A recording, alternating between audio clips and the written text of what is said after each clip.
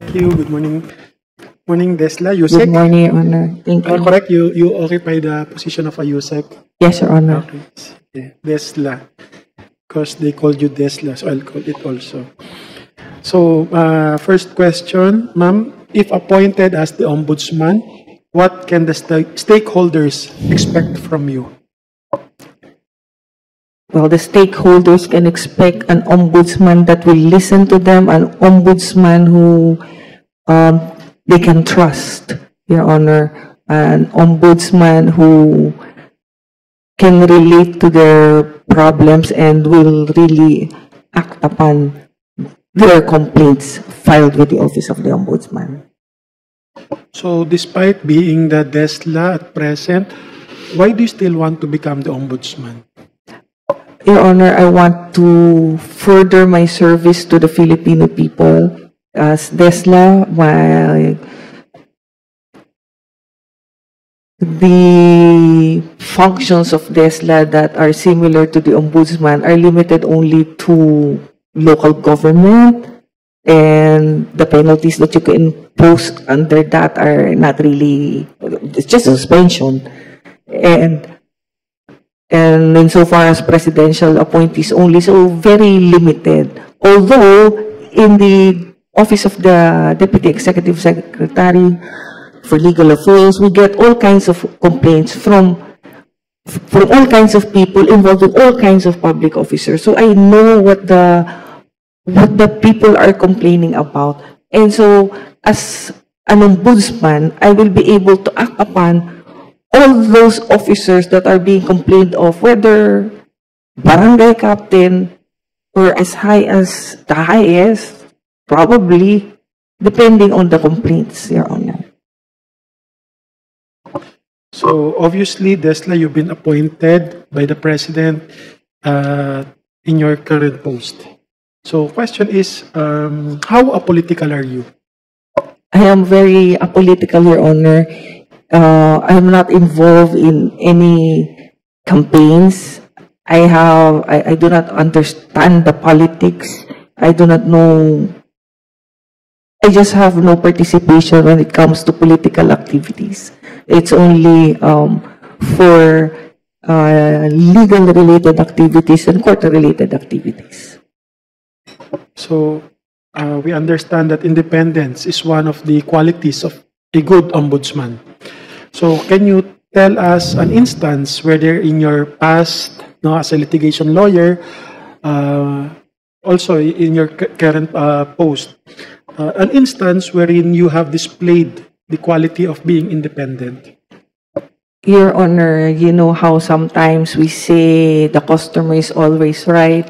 So in a law office setting, you try as much as possible to please your client, and sometimes your clients ask you to do this, do that, and you exert independence by putting your foot down on what can be done and can't be done. So if I can be more explicit, there was a time a client wanted to volunteer the family's child to testify against one of the parents. I did not agree, Your Honor, because it was unnecessary, and I told the client that it will break the family. So I did not allow it. So that's independence for me, and that's, as I explained earlier, we have our code of conduct as officers of the court. I do my practice in accordance to that, and since the code of conduct of lawyers are just as similar to the code of conduct of public officers, that's one very distinct example. As to the others, they're confidential. Sorry, Your Honor, cannot say. Another quality of a good ombudsman would be the possession of integrity. Yes, So Your in Honor. your present duties or task, almost, you've been there for about 3 years. Almost 3 Almost years. 3 Your years. Honor. So can you give us an instance where your integrity was put to test, and how did you navigate through that? So far, Your Honor, there's been no instance because I have not exposed myself to situations where my integrity will be put to test.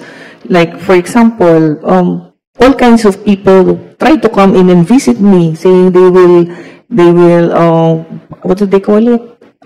Courtesy call. I don't know them, so I don't allow. So, whether they're public officers or not, I try to find an excuse and say, can either I'm not there or advise them that maybe it is better for you to do the courtesy call higher up because, you know, I'm nobody. So that's one concrete way that I try to maintain my integrity, Your Honor. So, as a Desla, do you still enjoy a private life? Yes, You're Your no longer Honor. there. Yes, Your Honor. So, what significant development in your probably lifestyle or life, no, would happen should you be appointed to the ombudsman? And are you ready for that? I'm a very private person, Your Honor, and the people who know me, they told me that if I get appointed ombudsman, then I won't be able to enjoy one thing that I won't be able to do anymore one thing that I enjoy doing, and that is mamalengke, Your Honor. They said that will pose a problem for my security. That's what they said. So, well. In addition, are you ready to have bodyguards? Yeah, that's another thing, Your Honor. I said, oh, if I'll have bodyguards, that, well, I'm going to have to, you know, hide when medyo nakakaya, Your Honor, because they will see if pag pinapaliguan ko na po yung mga pets ko during weekends. So, I'm gonna have to do it in a portion of the house that's not visible to the public. How much do you value Desla public perception? Public perception, Your Honor, is very important because nobody will trust you if the public perception of you or of your office is negative. So, you value that, you look at it, you break it down, find the legitimate concerns and address them. And if the complaints are not legitimate, then you can disregard them. But it is important, Your Honor. How about public criticisms, Desla? How do you take them? As you know, you've been doing good, and yet there will still be negative criticisms against you. So how do you take these criticisms? In a word, Your Honor, iniintindi niyo na lang po. Like yung meron pong present criticism of me, the particular in person who is he's very frustrated, employing not nice language, which is against our code of conduct. But I can't get myself to, you know, be mad at them because I know I understand their frustration. So just iniintindi na lang. So let us assume, Desla, you are now the new ombudsman. And tumawid na tayo to the next administration. So today is 2029. So I have 5 things in mind, and I want you to rank them. One being the most significant as far as you are concerned. The number 5 would be the least significant. So these are the 5 things in my mind. Number 1 would be the president that appointed you to become the next ombudsman. The second would be the sitting president. So as we all know, there will be a new president by then. If you want to take notes, I think you're looking for a pencil or a pen. No, it's okay. No, it's okay.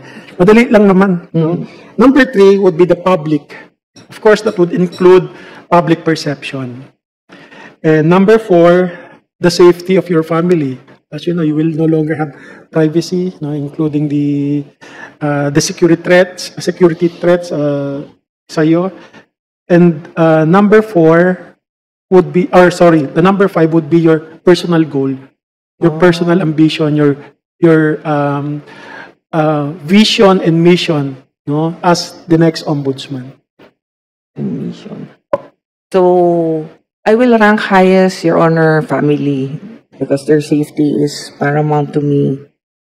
And then, the next will be the goal, vision and mission. And then, family, goal, The perception. public The perception. public. And this, public perception, and then the president's equal. so, and I understand that there could be several public officials that would help you get this post. No? So now you are the ombudsman, no? And the evidence warrants. No? Would you have the guts, courage, and nerve to file against these public officials who were instrumental, no, in your appointment as the next ombudsman? Your Honor, in your question, the evidence warrant, so there is that already, it is given. In that situation, Your Honor, I have to say it is not a matter of guts, it's a matter of duty. So you have to perform your duty. Last question, Desla, no? What significant development in your life, no? Let us assume you are now the ombudsman. What would make you decide to quit the ombudsman post? If I'm not in full control of my cognitive abilities, Your Honor, and I've lost EQ and all that, that's the only, if I'm, terminal, those are the situations that will make me quit my post. Thank you, Desla. That will be my last question. Thank you, Your Honor.